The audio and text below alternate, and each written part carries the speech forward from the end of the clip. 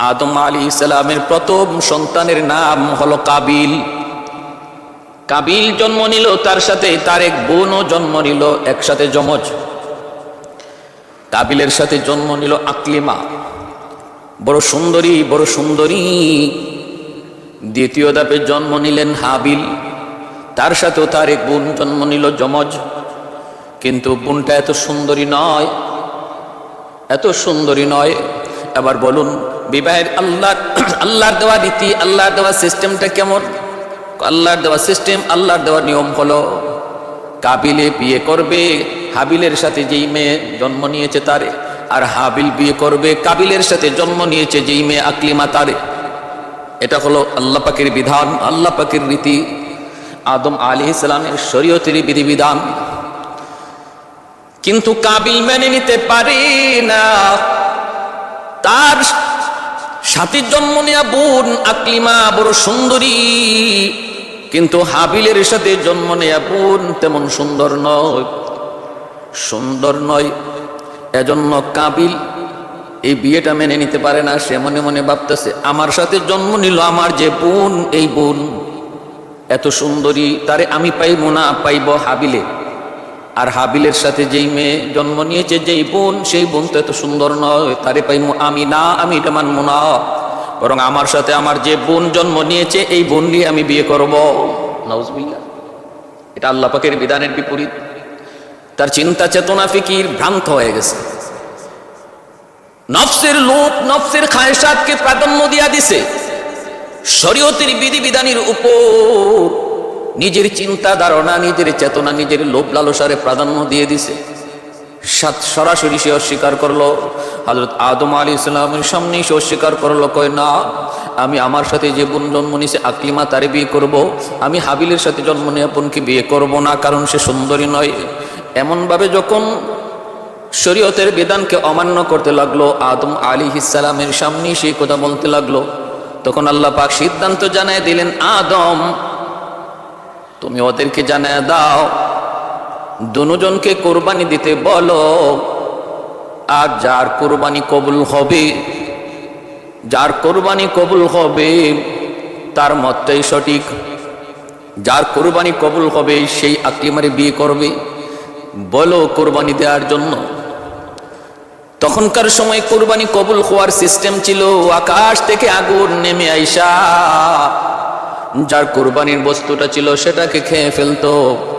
কোরবানির বস্তু যদি আকাশ থেকে আগুন এসে খেয়ে ফেলে তাহলে বুঝবেন, তাহলে বোঝা যাইতো তার কোরবানি কবুল হয়েছে, আল্লাহ জানায় দিলেন। এইভাবে কোরবানি কবুল হওয়া বুঝার আলামত, বুঝার সিস্টেম আল্লাহর পয়গম্বর আদম সফিউল্লাহ তখন হাবিল কাবিলকে ডাক দিয়ে বলেন, তোমরা দুইজনে কোরবানি দাও, যার কোরবানি কবুল হবে তার মতটাই আল্লাহর কাছে গ্রহণযোগ্য হবে, তার পক্ষেই রায় হবে।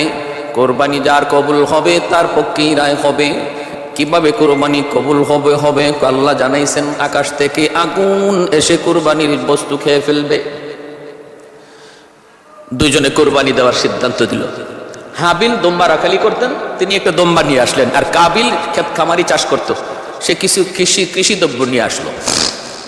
আমার জানা বলা উদ্দেশ্য, যেই যে কোরবানির রসুম রেওয়াজ সিস্টেম, এটা আমরা শুরু করছি শুধু তা না, এর ইতিহাস অনেক অনেক অতীতে। পৃথিবীর শুরু লগ্ন থেকেই কোরবানির ইতিহাস চলে আসছে। অতএব কোরবানি নিয়ে এত জ্বালাপোড়া করার কোনো প্রয়োজন নাই, এত প্রশ্ন তোলারও কোনো সুযোগ নেই। এটা এ যুগের মুসলমানদের বানানো কোনো নিয়ম নয়, কোনো রসুম নয়। দুইজনে কোরবানির দুই বস্তু পেশ করলেন, আর ওই অবস্থায় আকাশ থেকে আগুন এসে হাবিলের কোরবানির দুম্বাটারে আগুনে খেয়ে ফেলল,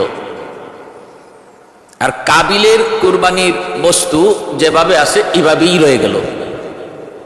তাহলে বলুন, কারটা কোরবানি কবুল হয়েছে? হাবিলের কোরবানি কবুল হয়েছে, কাবিলেরটা কবুল হয় নাই। কিন্তু কাবিল কোনোভাবেই মেনে নিতে রাজি না। অন্তরের ভিতরে হিংসা জন্ম নিয়েছে, কোনোভাবেই নিজের পরাজয় মেনে নিতে রাজি না।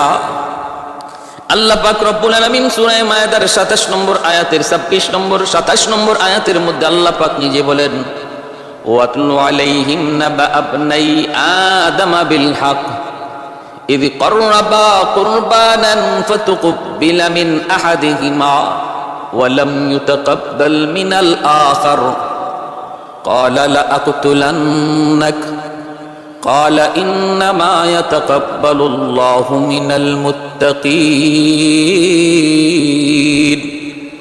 আল্লাহ বলতেছেন একজনের কোরবানি কবুল হলো আরেকজনের কোরবানি কবুল হলো না।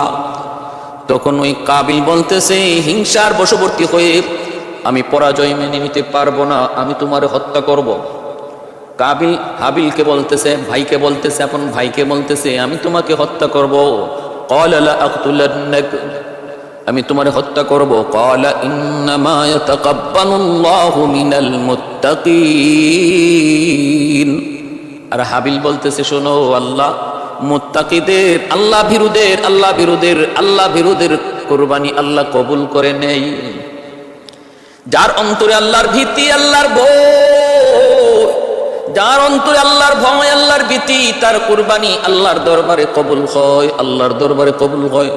আর কাবিল বলতেছে তুই আমাকে যদিও মারো কিন্তু আমি তোমাকে হত্যা করব না, আমি তোমাকে হত্যা করব না। কারণ কি জানোনি?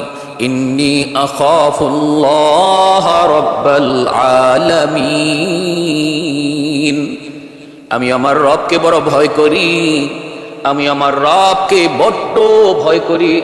এজন্য তুমি আমাকে হত্যা করতে চাইলেও আমি তোমাকে হত্যা করব না। এ যুবক খেয়াল করে শুনো, এতে বোঝা গেল কেউ যদি তোমার গায়ে আঘাত করে, হত্যা করার নিয়তে যদি আঘাত করে, তুমিও তাকে হত্যা করার নিয়তে আঘাত করতে পারো না। ফিরাইতে পারো। নিজেকে বাঁচানোর জন্য যদ্দূর করা দরকার তুমি করতে পারো, কিন্তু হত্যা করার নিয়তে নয়। ভাইরা বন্ধুরা আমার, নবী রহমতের নবী তো এমন ছিলেন, নবীর গায়ে যদি কেউ আঘাত করত, নবী তার আরো জিজ্ঞেস করতেন ভাই তুমি কি হাতে ব্যথা পেয়েছো নাকি, তুমি কি হাতে ব্যথা পেয়েছো? আল্লাহ নবী রহমতের নবীর আচরণ তো ছিল খুলুকে আযীম। এর চেয়ে উত্তম আদর্শ আর চরিত্র দুনিয়াতে কাউকে আল্লাহ দেয় নাই। এত সুন্দর আখলাক, এত সুন্দর আদর্শ ছিল আমার আপনার নবী। এজন্য মায়ের নবী রহমতের নবী বলেন আমাদের আখলাক হবে এমন, খুলুকে আযীম না হলেও খুলুকে কারীম, তা না হলেও খুলুকে হাসান, এর বাইরে যাবে না। হয় যদ্দুর প্রতিবাদ, যদ্দুর আমাকে মারছে, আঘাত করেছে, যদ্দুর আমারে কষ্ট দিছে আমি তারে অদ্দুর কষ্ট দিব, অথবা আমি তারে মাফ করে দিব। শুধু মাফ করেই দিব তা না, খুলুকে আযীমের অধিকারী যদি হতে হয়, মাফ করার পর তার ভালো, তার কোনো উপকার করার জন্য চেষ্টা করব, তার উপকার করার জন্য চেষ্টা করব। এজন্য হাবিল বলতেছেন আরে ভাই আমি তোরে মারবো না, তুই আমারে যতই মারোস, আমারে যদি হত্যা করোস, আমি তোরে হত্যা করবো না, কারণ আমি আল্লাহকে ভয় করি, আমি আমার আল্লাহকে ভয় করি। কাবিল অন্তরে হিংসা নেওয়ার পর এক পর্যায়ে হাবিলকে হত্যাই করে ফেললো। কারণ শয়তান যেমন আদম আলাইহিস সালাম এবং মা হাওয়া আলাইহিস সালামকে জান্নাত থেকে দুনিয়ায় পাঠায় দেয়, সে নিজেও কিন্তু দুনিয়ায় আসে, লানতের তখ্ত নিয়ে দুনিয়ায় আসে। আর আল্লাহ পাক রব্বুল আলামিনের কাছে কিছু পাওয়ার আর শক্তি নিয়ে আসে মালিক, যেই মানুষের কারণে আজকে আমি লানতের তখ্ত পইরা জাহান্নামী হলাম, এই মানুষ কেমন করে জান্নাতে যায় আমিও একটা দেখব। আমাকে তুমি কিছু বিশেষ শক্তি দাও। বিশেষ শক্তি 1 নম্বর হায়াত দিবা কিয়ামত পর্যন্ত, হায়াত আমার কিয়ামত পর্যন্ত। 2 নম্বর মানুষের রগ রেশার ভিতরে ঢুইকা যেন ওয়াসওয়াসা কুমন্ত্রণা দিতে পারি, সেই শক্তি আর ক্ষমতা তুমি আমাকে দাও। আল্লাহ পাক রব্বুল আলামিন শয়তানের মনের ইচ্ছাগুলো আল্লাহ পূরণ করলেন, দাবিগুলা পূরণ করলেন, আর বলে দিলেন শুন ইল্লা ইবাদাকা মিনহুমুল মুখলাসিন, আমার যারা নেককার বান্দা, যারা আমি আল্লাহকে ভয় করে, আমি আল্লাহর ভয় অন্তরে নিয়ে চলে, তুই তাদের কোনো ক্ষতি করতে পারবি না। কয় আমি ডান দিক থেকে আমার ষড়যন্ত্রের জাল বিছাবো, বাম দিক থেকে ষড়যন্ত্রের জাল বিছাবো, সামন দিকে ষড়যন্ত্রের জাল বিছাবো, পিছন দিক থেকে ষড়যন্ত্রের জাল বিছাবো, তোমার বান্দা যাবে কোথায়? আল্লাহ পাক রব্বুল আলামিন বলে, তুই ডাইনে বামে চতুর্দিকে ষড়যন্ত্রী জাল বিছাবি, আর আমার বান্দা যদি নিচের দিকে তাকায় তাকায় হাঁটে, আমি আল্লাহ উপর থেকে রহমতের কোলে তারে টান দিয়ে নিয়ে নিব। এজন্য আল্লাহ নিচের কথা শয়তানকে বলতে ভুলাইয়া দিছে। হাকিমুল উম্মত থানভী আলাইহির রাহমা বলে, চলার পথে হাঁটার পথে ডাইনে বামে তাকানোর প্রয়োজন নাই, খুব দূরেও তাকানোর প্রয়োজন নাই, পিছনেও না, কারণ সর্বদিকে শয়তান ষড়যন্ত্রের জাল বিছানোর কথা বলেছে। কিন্তু আল্লাহ তার রহমতে নিচের কথা ভুলাইয়া রাখছেন। এজন্য কোনো মানুষ যখন রাস্তা হাঁটতে যায় নিচের দিকে তাকায় হাঁটে, আল্লাহ ওই মানুষটাকে তার রহমতের কুলে উপর থেকে টেনে নিয়ে যান। প্রতিটা নজরে নজরে যেখানে ছিল শয়তানের তীর, বিষাক্ত তীর, এর থেকে আল্লাহ তার হেফাজত করলেন। মা মিন মুসলিমিন ইয়ানজুরু ইলা মাহাসিনি ইমরাতিন আউয়ালা মাররা সুম্মা ইয়াগুদ্দু বাসরা ইল্লা আহদাসাল্লাহু লাহু ইবাদাতান ইয়াজিদু হালাওয়াতাহা। মায়ার নবী বলেন, কোনো একজন সুন্দরী বেগানা নারীর দিকে কোনো যুবক নজর পড়া মাত্রই যদি নজরটা সরায় নেয়, আর কোনো নজর না দেয়, আল্লাহর ভয়ে, কার ভয়ে? আল্লাহর ভয়ে, আল্লাহ পাক রব্বুল আলামিন তখন তার ইমানের মধ্যে নূর পয়দা করেন, ইমানের মধ্যে নূর পয়দা করেন, হালাওয়াতে ইমান তারে দান করেন। এজন্য বাইরা বন্ধুরা, একটু মনোযোগ দিয়ে খেয়াল করে শুনুন। হযরত আদম আলাইহিস সালাম ওনার সন্তান কাবিল হাবিলকে হত্যা করে ফেলবো, খুন করে ফেললো, এবং এটাই হলো পৃথিবীর ইতিহাসে সর্বপ্রথম খুন, সর্বপ্রথম হত্যা। পৃথিবীতে হত্যা চালু করার, হত্যার বিধান, হত্যার সিস্টেমটাও চালু করলো কাবিল। পৃথিবীতে খুনের সিস্টেমটাও চালু হলো কাবিলের দ্বারা। এজন্য তাফসীরের কিতাবের ভিতরে লিখেন, পৃথিবীতে এরপরে যত খুন হবে সমস্ত খুনের একটা গুনার একটা অংশ কাবিলের আমলনামায় জমা হবে। এটাই হলো নিয়ম পৃথিবীতে। যখনই যেই সিস্টেম চালু হয়, যে সিস্টেমটা চালু করে যায়, ওই সিস্টেমটা ওই তরিকাটা, ওই নিয়মটা যদি নেক কাজের কোনো নিয়ম হয়, সেটা যদি কোনো সওয়াবের কোনো নিয়ম হয়, সেটা যদি আল্লাহকে পাওয়ার কোনো তরিকা হয়, তাহলে দেখা যাবে এই তরিকার লাইনে যত মানুষে কাজ করবে, যত মানুষ আমল করবে, তাদের আমলের সাথে সাথে একটা আমলের অংশ, নেকের অংশ আল্লাহ যে আবিষ্কার করেছে, যার দ্বারা সিস্টেম তৈরি হয়েছে, চালু হয়েছে, তার আমল নামায় মৃত্যুর পরও সেটা জারি থাকবে। একজন মানুষ যদি একটা ধর্মীয় বই লিখে যায়, এই বইটা দুনিয়াতে যতদিন থাকবে, যত মানুষ এই ধর্মীয় বইটা পড়বে এবং আমলকে সুন্দর করার চেষ্টা করবে, তার বই পড়ার কারণে যেহেতু তার আমলের আগ্রহ বেড়েছে আর আমল করেছে, লেখককে আল্লাহ পাক রব্বুল আলামিন ওই আমলকারীর আমলের একটা অংশ আল্লাহ ওই লেখকের আমল নামায় দান করবে। আর যদি কোনো মানুষ কোনো গুনার প্রথা চালু করে যায়, আল্লাহ বিদ্বেষী, আল্লাহর দুশ্মনীমূলক কোনো কাজ দুনিয়ায় চালু করে যায়, যার দ্বারা মানুষ আল্লাহ থেকে দূরে সরে, এমন কোনো সিস্টেম, এমন কোনো রুসুম, এমন কোনো তরিকা বের করে যায়, এমন কোন পথ দেখায় যায়, যার দ্বারা মানুষ আল্লাহ থেকে দূরে সরে যায়, তাহলে এই পাপের দ্বারা যত মানুষ পাপিষ্ট হবে, তাদের পাপের একটা অংশ ওই যে আবিষ্কার করেছে কবরে শুয়ে শুয়ে তার আমল নামায় পাপ জমা হবে। পৃথিবীতে সর্বপ্রথম খুন, মানুষ হত্যার রসুম রেওয়াজ, মানুষ হত্যার সিস্টেম আবিষ্কার তৈরি হয়েছে কাবিলের দ্বারা। এজন্য এখন পর্যন্ত, কিয়ামত পর্যন্ত যত খুন হবে, এই খুনের একটা গুনার অংশ কাবিলের আমল নামায় জমা হয়। আমার ভাইয়েরা বন্ধুরা, এজন্য আল্লাহ পাক রব্বুল আলামিন বলতেছেন, সে তো হত্যা করে ফেললো, فطوعت له نفسه قتل أخيه فقتله فأصبح من الخاسرين। আবার কইরা হত্যা কইরা নিজে অনুতপ্ত হইতেছে। فبعث الله غرابا يبحث في الأرض ليريه كيف يواري سوءة أخيه। হত্যা করার পর ভাইয়ের লাশ, হাবিলের লাশ কাবিলে কি করবে, এই লাশটা কি করবে নিয়ে পড়লো বিপাকে, এবং নিজে অনুতপ্ত হতে লাগলো, বিপাকে পড়ে গেল। এখন কি করব, কেমনে কি করব? ফাবাআসাল্লাহু গুরাবান, আল্লাহ পাক রব্বুল আলামিন তখন একটা কালো কাককে আল্লাহ পাঠাইলেন। এই কাকের দ্বারা তার লাশ দাফন করার সিস্টেম আল্লাহ তারে শিখাইলেন। আল্লাহ দেখাইতেছেন একটা মৃত কাককে, একটা কাক মাটি খুইরা মৃত কাকটাকে সে গর্তের ভিতরে রাখতেছে। يبحث في الأرض ليريكم كيف يواري سوءة أخيه قال يا ويلتى أعجزت أن أكون مثل هذا الغراب فأواري سوءة أخيه فأصبح من النادمين আফসোস করে আর কয়, হায়রে আমি কাকের মতো তো বুদ্ধি রাখি না। কাক তখন তারে দাফন করার শিখাইল এবং পৃথিবীতে সর্বপ্রথম মৃত মানুষ দাফন করার তরিকাও আল্লাহ ওই হাবিল কাবিলের এই ভাইয়ের মৃত্যুর দাফন করার দ্বারা এই দাফনের সিস্টেমটা আল্লাহ চালু করে দেখাইলেন।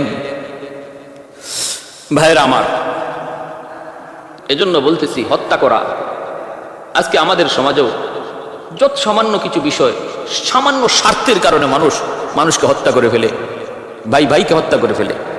এই যে হত্যাটা করলো কাবিল হাবিলকে, বড় কোনো স্বার্থ ছিল না, বিশাল কোনো স্বার্থ এর সাথে জড়িত নয়, সামান্য একটা মনের লোভ, খায়সাত, এই খায়সাতকে প্রাধান্য দিতে যায়।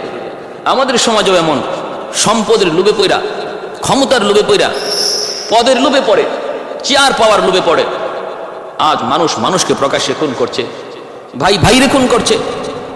অথচ এই খুন কত বড় জঘন্যতম অপরাধ। আল্লাহ বলেন, ومن يقتل مؤمنا متعمدا فجزاؤه جهنم خالدا فيها وغضب الله ولعنه وأعد له عذابا عظيما। আল্লাহ পাক রব্বুল আলামিন বলেছেন, কেউ যদি কোনো মুমিনকে হত্যা করে তাহলে তার ঠিকানা ডাইরেক্ট জাহান্নাম। খুনি কখনো আল্লাহর আদালতে মাপ পাবে না, কখনো মাপ পাবে না। শুধু ডাইরেক্ট জাহান্নাম না, আল্লাহ বলেন খালিদান ফিহা। তোমরা মনে করেছো খুনি জাহান্নামে যাওয়ার পর সে আবার কিছুদিন জাহান্নামে শাস্তি বুক কইরা সুদ ঘুষখোরের মতো একসময় বেরিয়ে আসবে? হ্যাঁ, না, খালিদান ফিহা, চিরকাল জাহান্নামে থাকবে। এটা আল্লাহর কাছে এত নাপছন্দ। জীবন দিলাম আমি আল্লাহ, এই জীবন নেওয়ার অধিকার শুধু আমি আল্লাহ। তুমি আমার অধিকারে কেন হাত দিয়েছো? আমার অধিকারে কেন হাত দিয়েছো? আল্লাহ এটা বরদাস্ত করতে পারেন না, আল্লাহ বরদাস্ত করতে পারেন না। প্যার হাজিরিন, এজন্যই মানব হত্যা জগৎকে হত্যা করার শামিল। আল্লাহ নবী বলেন, একজন মানুষকে হত্যা করা হলে মনে করবা গোটা মানব জাতি হত্যা হয়ে গেছে, কান্নামা কাতালান নাফসা জামিয়া। এজন্য খুনের মতো জঘন্যতম অপরাধ থেকে বেঁচে থাকবো। খুনের মতো জঘন্যতম অপরাধ, এই অপরাধের কোনো রেহাই নাই, আল্লাহর কাছে এর কোনো নাজাত নেই। এই যে কোরবানির রসুমটা, এই রসুমটা এসেছে হযরত ইব্রাহিম আলাইহিস সালাম পর্যন্ত।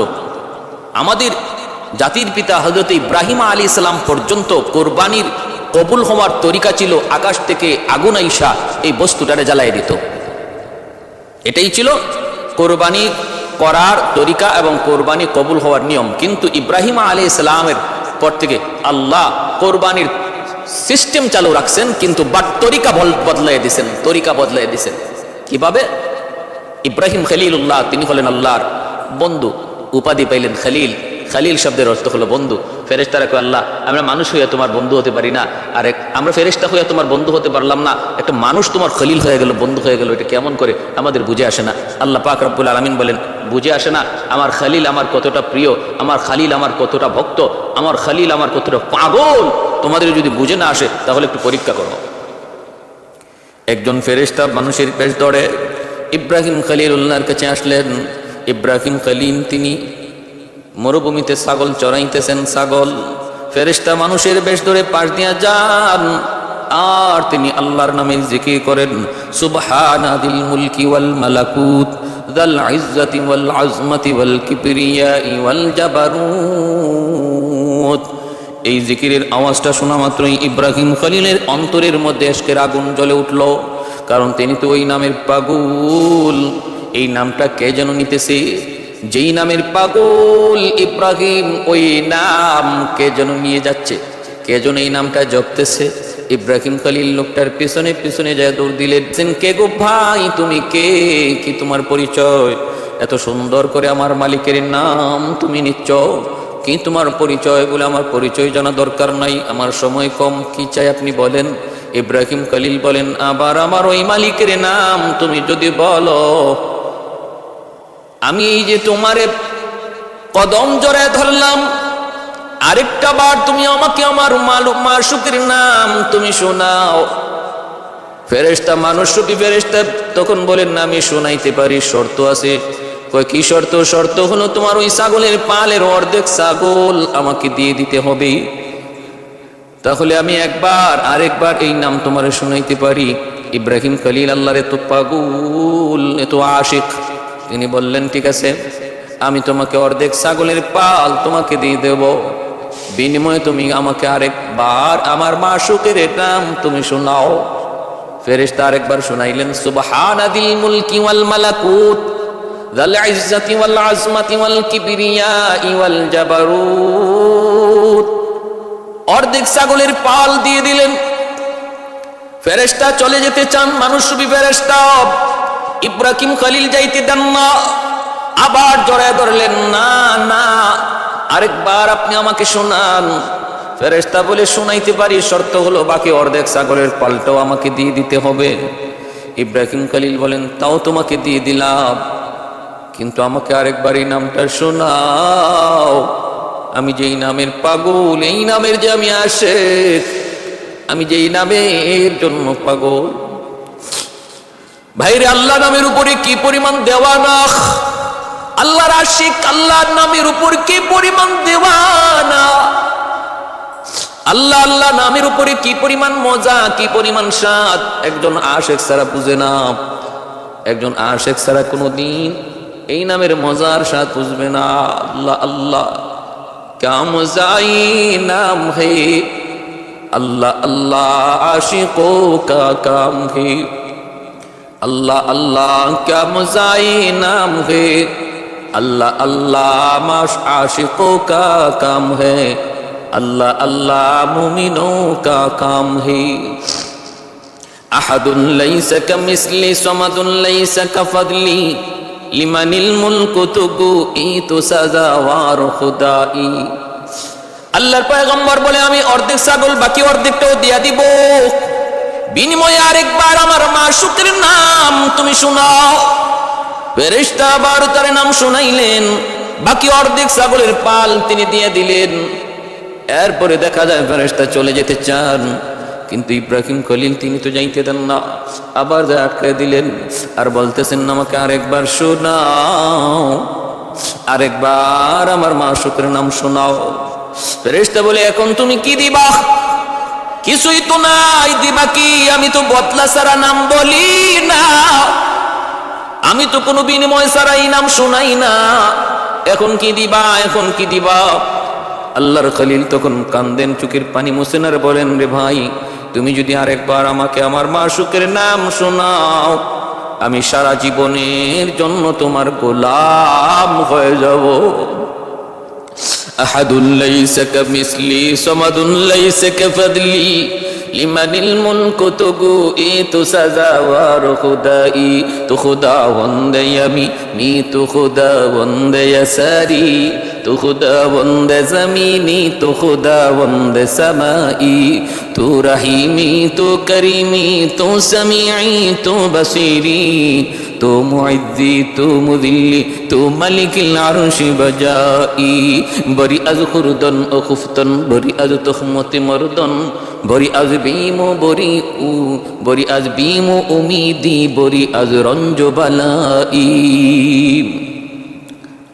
আল্লাহ রাব্বুল আলামিন বলতেছেন, আমার খলিল, আমার কতটা উপযুক্ত আমার বন্ধু হওয়ার একটু পরীক্ষা করো। যখনই আল্লাহর খলিল বললেন, আরেকবার যদি আমার মাশউকের নাম শোনাও, তাহলে আমি সারা জীবনের জন্য তোমার গোলাম হয়ে যাব।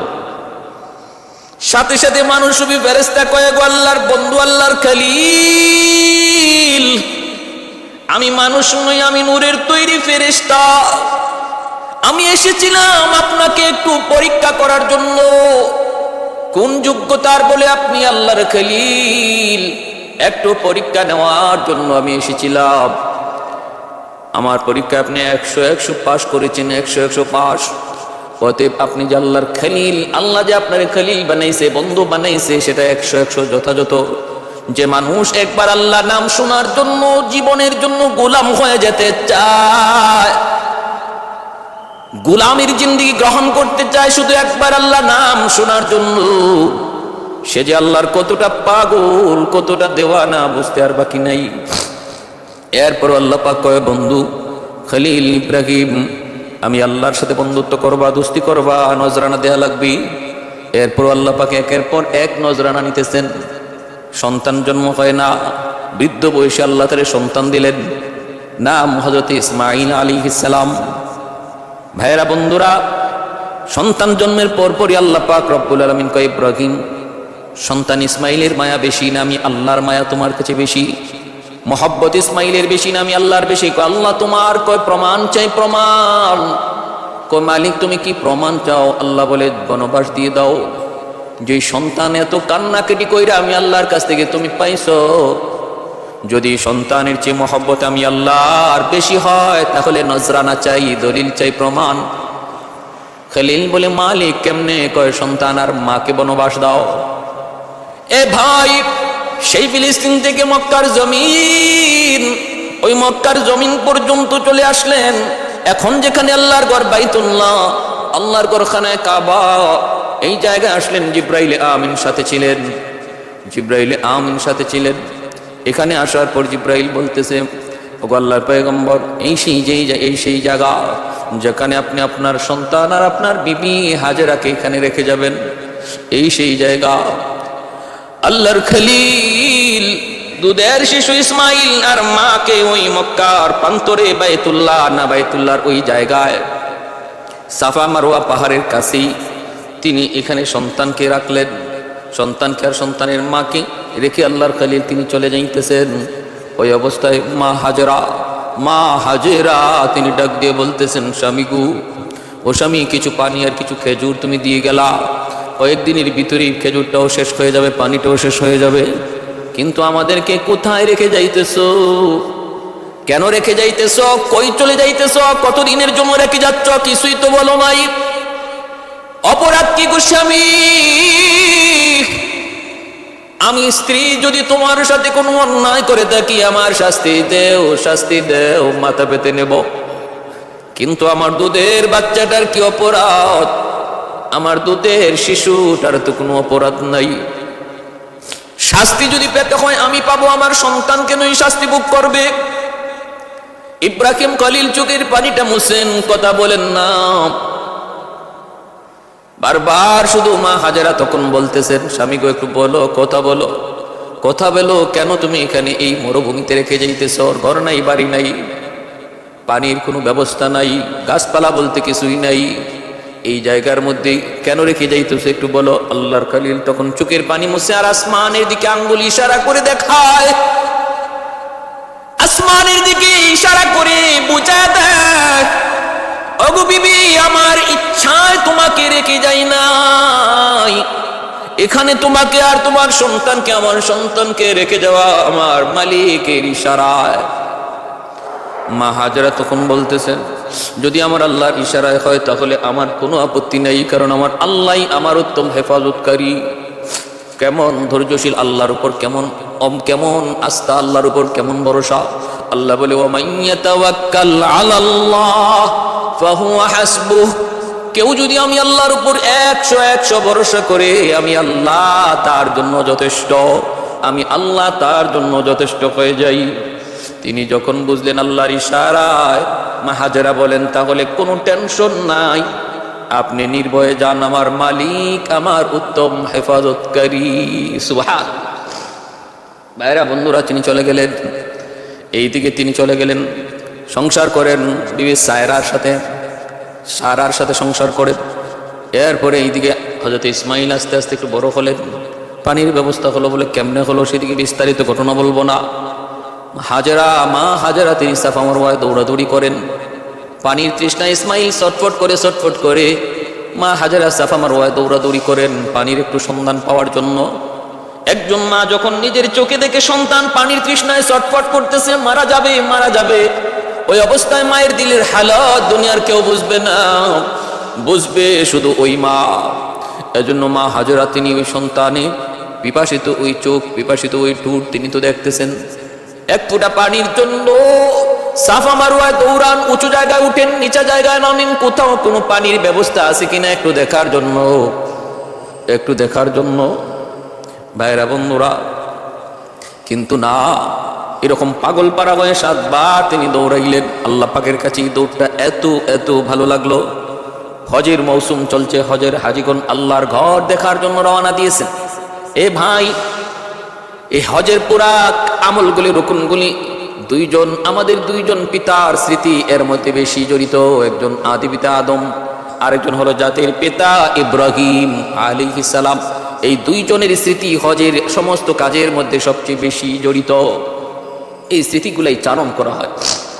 মা হাজেরা আলাইহিস সালামের এই দৌড় আল্লাহর কাছে এত পছন্দ লাগছে, সমস্ত হাজিদের জন্য আল্লাহ সাফা মারওয়ার 7টা দৌড়কে আল্লাহ ওয়াজিব করে দিয়েছে, যে এটা আদায় না করলেও একজন মানুষের হজ কামেল হবে না, পরিপূর্ণ হবে না।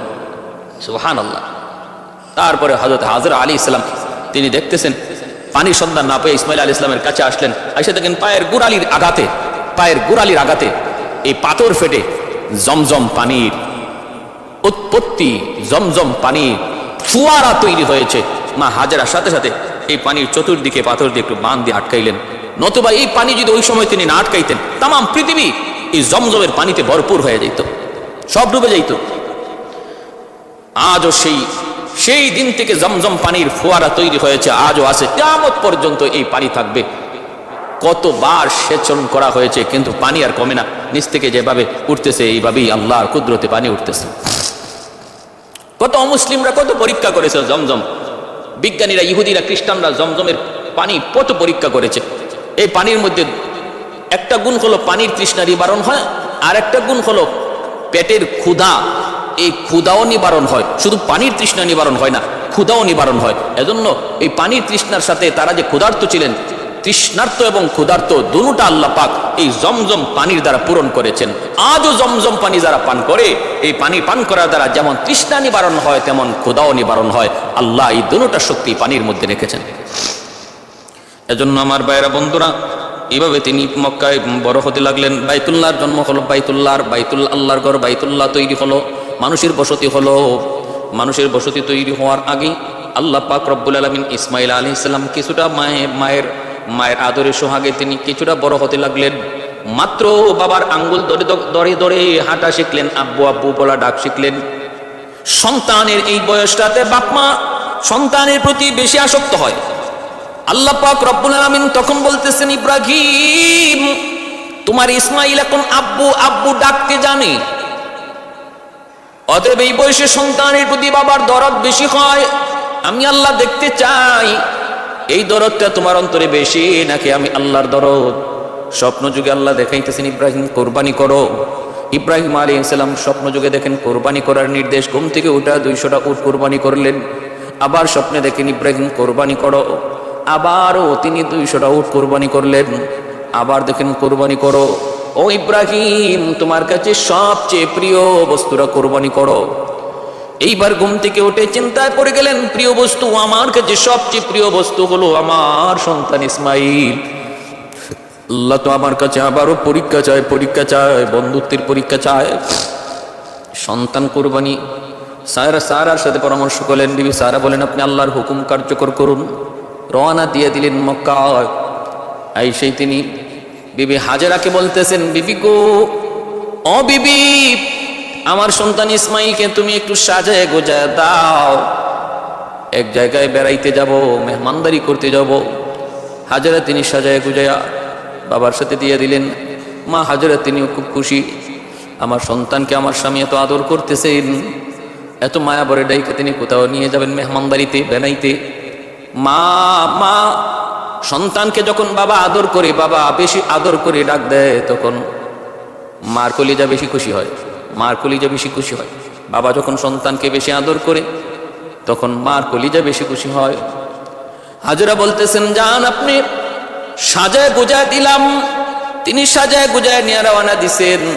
এইদিকে শয়তান মা হাজেরার কাছে এসে বলতেছে, হাজেরা, সন্তান ইসমাইলকে তুমি নিজে একা লালন পালন করছো, সন্তানকে মানুষ করেছো তুমি, যত কষ্ট যত যন্ত্রণা সব তুমি নিজে সহ্য করেছো। আজকে তোমার ওই কলিজার টুকরা সন্তানটারে তুমি তোমার স্বামীর সাথে দিয়া দিছো কোথায়? কয় বেড়াইতে। কয় না, বেড়াইতে নেই গো হাজেরা, তোমার সন্তান ইসমাইলকে ইব্রাহিম নিয়ে গেছে জবাই করার জন্য, কোরবানি করার জন্য। হাজেরা বলতেছে কস কি তুই বাবা কোনোদিন সন্তানকে জবাই করবে?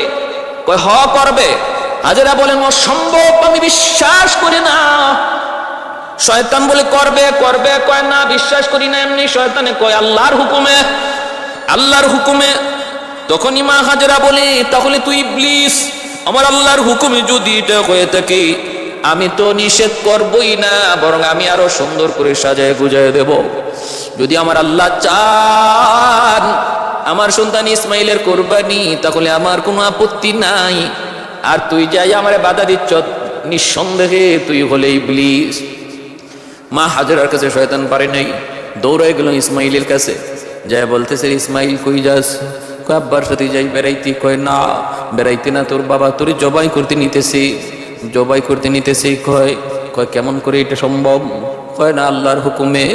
তখন কয় আল্লাহর হুকুমে যদি হয় তাহলে আপত্তি কিসের, আপত্তি কিসের? শয়তান এই কথা যখন এইভাবে ওয়াসওয়াসা দেয়, ইসমাইল আলাইহিস সালাম বাবা ইব্রাহিমকে বলে দিলেন আব্বা কে যেন আমারে কি কয়, কি কইতেছে? কয় আপনি বুঝি আমারে জবাই করতে নিতেছেন। ইব্রাহিম আলাইহিস সালাম বুঝে ফেলছেন এটা শয়তানের কারসাজি। তিনি বলেন বাবা 7টা পাথর দিয়ে ওরে ঢিল মার, ওরে ঢিল মার, ও হলো ইবলিস। ইসমাইল আলাইহিস সালাম 7টা পাথর দিয়ে ঢিল মারলেন, শয়তান আগুনে পুড়ে গেল, চলে গেল। সেই ঢিল মারার স্মৃতি আল্লাহ পাক এখনো জামারাতে আল্লাহ পাক কিয়ামত পর্যন্ত সেই স্মৃতি আল্লাহ ধরে রাখছে। হাজীদেরকে আল্লাহ বইলা দিছে হাজীরা হজ করতে যাবা, আমার ইসমাইল যেভাবে ইবলিসের ঢিল মেরেছিল 7 বার, তোমরাও যদি 7 বার ইবলিসের ঢিল না মারো, হজ আমি আল্লাহর কাছে কবুল হবে না। আমি আল্লাহর কাছে বড় পছন্দ লাগছে। যেই মুহূর্তটা দেশে ঘাবড়ে যাওয়ার কথা, ভয় পেয়ে যাওয়ার কথা, শয়তানের কথায় বাবার সাথে এই বিষয় নিয়ে আলোচনা করার কথা, দৌড় দেওয়ার কথা, কিন্তু না না, বরং শয়তানকে আরো ঢিল মারলো। আমি আল্লাহর কাছে এত পছন্দ, এই আমল তোমরা বিজড়িত না করলে, স্মৃতি আবার চারণ না করলে হজ কবুল হবে না। ভাইয়েরা বন্ধুরা, ইব্রাহিম আলাইহিস সালাম বললেন বাবা ইসমাইল স্বপ্নে দেখেছি আমি তোমাকে কুরবানি করতেছি, এবার তোমার পরামর্শ দাও, তুমি কি বলো? ইব্রাহিম খলিলুল্লাহ যখন এই কথা বলেছেন, ইসমাইল আলাইহিস সালাম ছোট্ট বালক, 10 বছরের বালক, তিনি বলতেছেন আব্বা স্বপ্নে যা দেখেছেন আপনি তা বাস্তবায়ন করুন। আপনি আমাকে ধৈর্যশীলদের ভিতরে পাবেন, আমি অধৈর্য হব না, মালিকের হুকুমের সামনে অধৈর্য হব না। আপনি আমাকে ধৈর্যশীলদের ভিতরে পাবেন। আব্বা আপনি আল্লাহর আদেশ দেরি করবেন না, কার্যকর করুন।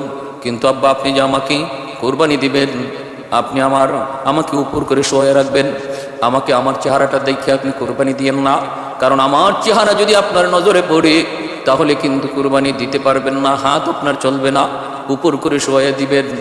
আর আমার রক্তমাখা জামাগুলি আমার মা হাজেরার কাছে রক্তমাখা জামাগুলি পৌঁছে দিয়েন, কারণ বাবা গো আমি তোমার আদর, মায়ের আদর, দুটোটা আদর আমার মার কাছে পাইছি। জন্মের পর থেকে আমি কি শুধু মাকে দেখছি, বাবার আদর আমি আমার মায়ের কাছ থেকে পেয়েছি, আদব শিক্ষা আমি আমার আম্মার কাছ থেকে শিখেছি। আমি ছিলাম আমার মায়ের চোখের শীতল। এজন্য আব্বা কোরবানির পর আমার রক্তমাখা জামাটা আম্মার কাছে পৌঁছে দিন, মা কিছুটা সান্ত্বনা পাবে। ইব্রাহিম আলাইহিস সালাম তিনি এবার শোয়াইলেন, শোয়া তিনি সন্তান ইসমাইলকে উপর করে শোয়াইলেন, ছুরি চালাবেন, কিন্তু দেখা যায় ছুরি চালাইতে পারেন না। ইসমাইল আলাইহিস সালাম নিজ থেকে বলতেছেন আব্বা এখনো তোমার হাত কাঁপতেছে, ছুরি চলবে না।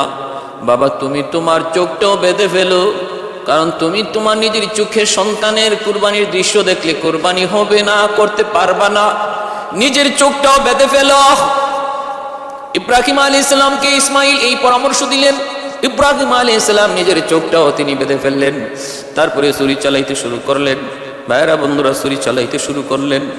আল্লাহ পাক রব্বুল আলামিন উপর থেকে দেখতেছেন, আল্লাহ পাক ফেরেশতারা দেখতেছেন আর বলতেছেন মালিক তুমি এই কি প্রেমের খেলা শুরু করেছো, তুমি আজকের কি খেলা শুরু করেছো, এই তোমার কুদরতের কেমন খেলা। ও আল্লাহ আমাদের আর কোনো প্রশ্ন নাই, ইব্রাহিম কেমন করে তোমার বন্ধ হলো, আমাদের আর কোনো প্রশ্ন নাই, তুমি এই কুদরতি খেলা বন্ধ করো আল্লাহ, তুমি বন্ধ করো। রব্বুল আলামিন বলতেছেন একটু দেখ না কই যায়, কোথায় পর্যন্ত যায় পৌঁছে আমার ইব্রাহিম ইসমাইল। যখন ছুরি চালাইয়া দিলেন, নিঃসন্দেহে এইবার ছুরি চালাইলেন, আল্লাহ পাক রব্বুল আলামিন সাথে সাথে জিব্রাইলকে বলেন, জিব্রাইল, আমার ইব্রাহিম ছুরি চালায় দিছে, এই যে ছুরি যাইতেছে ইসমাইলের গলায় লাগবে। এর জিব্রাইল, ওই ছুরি ইসমাইলের গলায় যাওয়ার আগে আগে তুমি জান্নাতি দুম্বা ইব্রাহিমের ছুরির নিচে শোয়া দাও, আর আমার ইসমাইলকে সরায় দাও। জিব্রাইল আলাইহিস সালাম বলেন, পৃথিবীতে 3টার সময় আমার যাইতে সবচেয়ে অনেক অনেক অনেক কষ্ট হয়েছে। আমার যত শক্তি ছিল সমস্ত শক্তি ব্যয় করে পৃথিবীতে 3টার সময় আমি আগমন করেছি। এই 3টা আগমনের কথা আমার মনে থাকবে। একটা হলো যখন ইব্রাহিম ছুরি চালায়, আমি দেখতেছি ইব্রাহিমের ছুরিও চলে, আমি জিব্রাইল নিজেও চলতেছি। সূর্য চলে আমিও চলি, সূর্য চলে আমিও চলি, সূর্য চলে আমিও নামি, সূর্য চলে আমিও নামি। আমার 600 ডানা একসাথে আমি ব্যবহার করলাম। একসাথে ব্যবহার করার দ্বারা ইব্রাহিমের সূর্য চলতেছে আমিও নামতেছি। গলায় লাগার আগে আগে আল্লাহর রহমতে আমি দুম্বা জান্নাতি দুম্বা আইনা ইসমাইলের সরাইয়া জান্নাতি দুম্বা শোয়া দিছি। ইব্রাহিম বিন্দু পরিমাণ কিছু টের পান নাই। তিনি তো ছুরি চালায় দিছেন, গজ গজ করে গলা কাটলো, ফিনকি দিয়ে রক্ত বের হলো। আল্লাহু আকবার কইয়া তিনি কুরবানি করে ফেললেন। এরপরে তিনি তো নিশ্চিত আমার ইসমাইল কুরবানি হয়ে গেছে, কুরবানি হয়ে গেছে। রক্ত পড়ার দৃশ্য, গলা কাটার মতো গলা কাটার আওয়াজ তিনি শুনতে পাইলেন। এবার আল্লাহর শুকরিয়া আদায় করে তিনি যখন চোখটা খুললেন, কইলা যখন নিচের দিকে তাকাইলেন, তাকায়া দেখেন আল্লাহু আকবার, আল্লাহু আকবার, নিচে তো ইসমাইল নাই, নিচে কোরবানি হয়ে গেছে একটা জান্নাতি দুম্বা, আর পাশেই শুয়ে আছে ইসমাইল। তিনি বিশ্বাস করতে পারতেছেন না, চোখটা আবার কসলাইতেছেন, চোখটা আবার এরকম ভাবে কি করলেন, একটু মনে করলেন চোখটা মনে ঝাপসা। তারপরে আবার তাকে দেখেন ঘটনা সত্য, নিচে হলো একটা দুম্বা, পাশে দাঁড়ায় আছে ইসমাইল। হযরত ইসমাইল আলাইহিস সালাম দৌড় দিয়া বাবাকে জড়ায় ধরে তিনি আল্লাহর শুকরিয়া আদায় করে কাঁদতেছেন। আর ওই অবস্থায় জিব্রাইল আমিন বলতেছে, নবী গো, আপনার কোরবানি আল্লাহর দরবারে কবুল হয়ে গেছে। উদ্দেশ্য তো কোরবানি ছিল না, উদ্দেশ্য ছিল আপনার দিলের হালত জানা। আল্লাহ পাক এই জায়গায় জান্নাতি দুম্বা কোরবানি দিয়ে আপনার কোরবানি আল্লাহ কবুল করে নিছে। যেন ইসমাইল কোরবানি হয়েছে, আপনি যেমন ইসমাইলকেই কোরবানি দিয়েছেন, বিন্দু পরিমাণে এতে কোনো সন্দেহ নাই। বা সাথে সাথে বাপ বেটা দুজনে 2 রাকাত শুকরিয়ার নামাজ পড়লেন। এজন্যই আমরা ঈদুল আজহার দিন 2 রাকাত শুকরিয়াতান ঈদুল আজহার নামাজ পড়ি। এটা হলো শুকরিয়াতান আল্লাহ পাক রব্বুল আলামিন জিলহজ মাসের 10 তারিখ এই ঈদুল আজহার অনেক দাম, অনেক ফজিলত। 10 তারিখ হলো কুরবানি, 9 তারিখ হলো আরাফা। 9 তারিখ কি? আরাফা। আল্লাহু আকবার। এই জিলহজ মাসের 1 তারিখ থেকে নিয়ে 10 তারিখ পর্যন্ত আল্লাহর কাছে খুব দামি এই 10টা দিন। ওয়াল ফজরি ওয়া লায়ালিন আশ ওয়াশ শাফঈ ওয়াল ওয়াতর ওয়াল ফজরি ওয়া লায়ালিন আশ। ওই যে 10টা রাতের কসম আল্লাহ সূরা ফজরে খেলেন। মুফাসসিরিন কেরাম বলছেন এই 10টা রাত হলো এই জিলহজ মাসের এই 10 দিনের 10 রাত। কেউ যদি এই 10 রাতে ইবাদত করে সে সবে কদরের সমান সওয়াব পাবে। জিলহজ মাস ঢোকা মাত্রই আমাদের কিছু আমল আছে সুন্নত। 1 নাম্বার হলো যে জিলহজ মাস ঢোকার আগে আগেই আমাদের শরীরের অতিরিক্ত পশম, নখ, চুল, অতিরিক্ত পশম পরিষ্কার করে নিব। জিলহজ মাস ঢোকা মাত্রই নখ না কাটা, চুল না কাটা, অতিরিক্ত পশম না কাটা, হ্যাঁ, এগুলা হলো সুন্নত। কেন? কারণ এই জিলহজ মাসের 1 তারিখ থেকে নিয়ে 10 তারিখের এই 10 দিন পরে 10 তারিখে কোরবানির যে এক প্রেমের লীলা খেলা, এশকের এক লীলা খেলা, আশিকার মাশুকের যে এক অগ্নি পরীক্ষা, ওই অগ্নি পরীক্ষার স্মরণ 1 তারিখ থেকে করা হচ্ছে। একজন আশিক যখন সে তার এশকের আগুন, একজন আশিক যখন তার মাশুকের জন্য এতটাই দেওয়ানা হয়ে যায়, নিজেকে পর্যন্ত হারায় যায়, নিজেকে চেনে না, তখন তার চুল কাটার কথা আর কখন ইয়াদ থাকবে, মুছ কাটার কথা কখন ইয়াদ থাকবে? একজন সত্যিকারের আশিক তার মাথার চুলের খবর থাকে না। একজন সত্যিকারের আশিকের তার